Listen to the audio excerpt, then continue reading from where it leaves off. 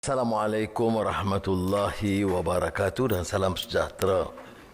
Kita sering bicara soal tekanan kos sara hidup akibat dari krisis bekalan global yang kian meruncing. Maknanya bekalan yang kita terima itu menyebabkan kos meningkat dan ini kemudian menekan rakyat, terutama peniaga penjajah.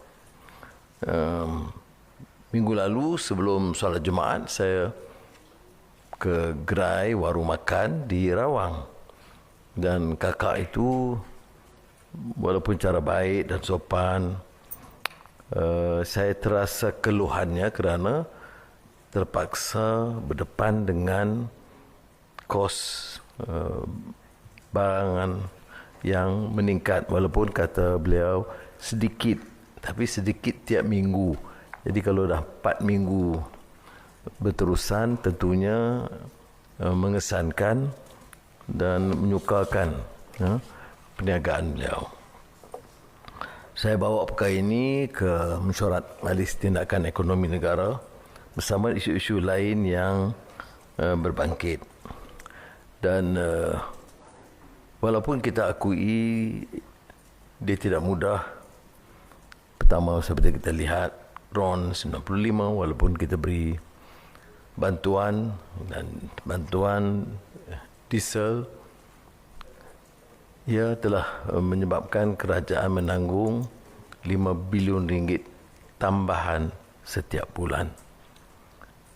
Tetapi kendati begitu, kita terpaksa berdepan dengan masalah dan cuba sedaya upaya meringankan beban yang dihadapi oleh masyarakat dan keluarga mereka, terutama golongan yang relatif lebih kecil, miskin dan rentan. Kita sedar di utara Kedah terutamanya menghadapi musim kemarau yang agak lebih panjang daripada biasa. Dan itu menyebabkan kesukaran peladang dan juga sawah. Kita telah mengarahkan pembenihan awan ditingkatkan oleh TUDM, dan saya juga minta bomba yang punya keupayaan yang relatif lebih kecil tetapi meneruskan kegiatan dalam beberapa hari ini. Tetapi di kalangan pesawah padi, keluhan itu didengar.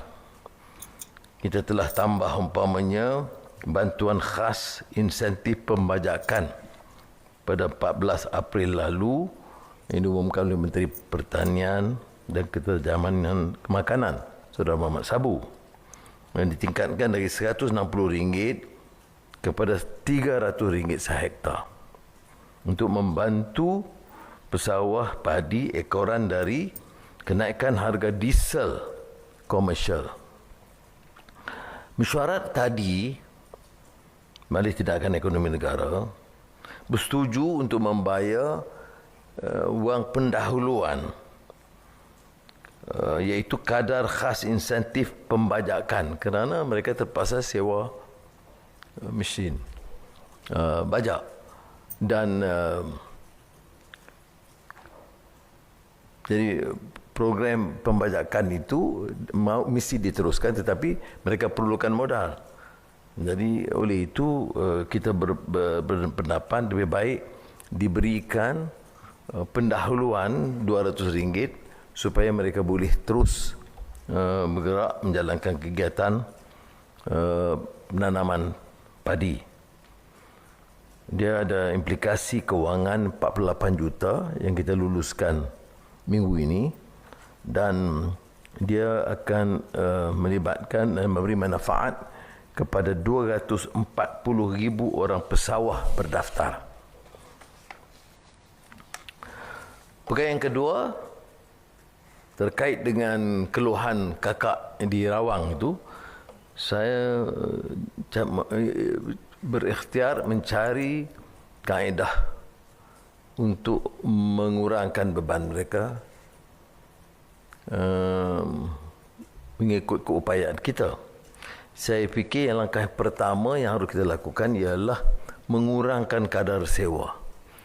Kebanyakan kedai-kedai ini dimiliki oleh syarikat-syarikat kerajaan atau agensi kerajaan seperti Amara dan UDA akan mulai bulan ini juga, mulai sekarang akan mengurangkan kadar sewa di semua premis perniagaan mereka, dan mereka akan umumkan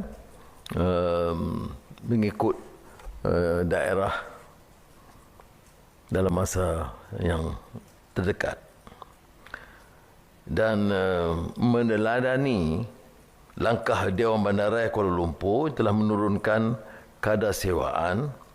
Saya ingin menyeru semua pihak berkuasa tempatan, negeri-negeri, untuk menurunkan kadar sewaan mulai bulan ini.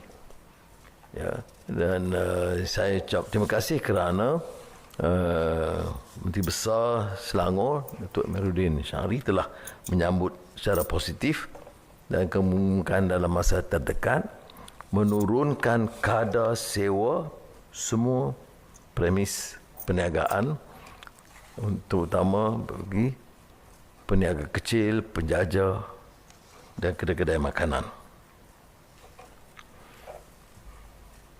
Tentunya ini bidang kuasa PBT dan kerajaan negeri yang lain, dan saya ingin menggesa mereka menurunkan kadar segera dan berkuasa bulan ini juga untuk mengurangkan tekanan dan beban yang memang dihadapi oleh peniaga dan penjajah ini. Yang berikutnya ialah kaedah mengurangkan kos, ialah melalui peningkatan program jualan rahmah madani.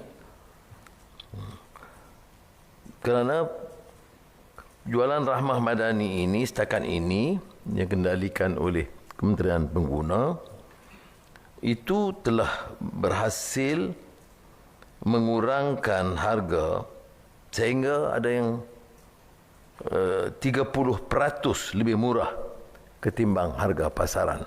Ada 5, 10, 15, ada yang tambah 30% daripada harga pasaran. Tahun lalu kerajaan telah melaksanakan lebih 25,000 program jualan rahmah melibatkan semua kawasan Dewan Undangan Negeri di negara kita. Jadi saya ingin untuk mulai segera sekarang, dan untuk 2026 ni kita telah umumkan 30,000 jualan rahmah. Maknanya ditingkatkan dua perkara. Satu, semua kawasan DUN, dan kedua, mesti dilakukan setiap minggu sekali. Ya. Jadi dengan cara ini pembeli dapat kepastian, ya, barangan di mana boleh dibeli dan pada hari dan jadual yang tetap. Dan kita juga tumpukan supaya program jualan rahmah ini diadakan bukan sahaja di pinggir bandar, tetapi juga di beberapa kawasan desa dan kampung yang terpilih. Dan dalam menjayakan program ini dan beri manfaat kepada golongan peniaga kecil, kita nak pastikan supaya peniaga kecil juga terlibat. Kita tidak mahu ini jadikan satu gelanggang untuk syarikat-syarikat besar, tetapi untuk memastikan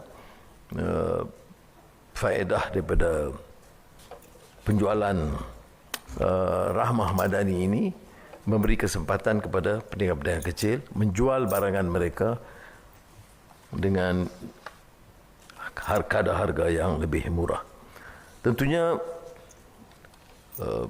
ikhtiar ini tidak menyelesaikan semua masalah, tetapi saya percaya ia dapat meringankan sedikit tekanan sekarang ini, dan insya-Allah dalam acara mingguan kita dan mesyuarat jemaah menteri esoknya, tiap hari Rabu, kita akan terus meneliti dan mencari beberapa ikhtiar baru untuk mengurangkan beban yang ditanggung oleh rakyat. Terima kasih. Wassalamualaikum warahmatullahi wabarakatuh.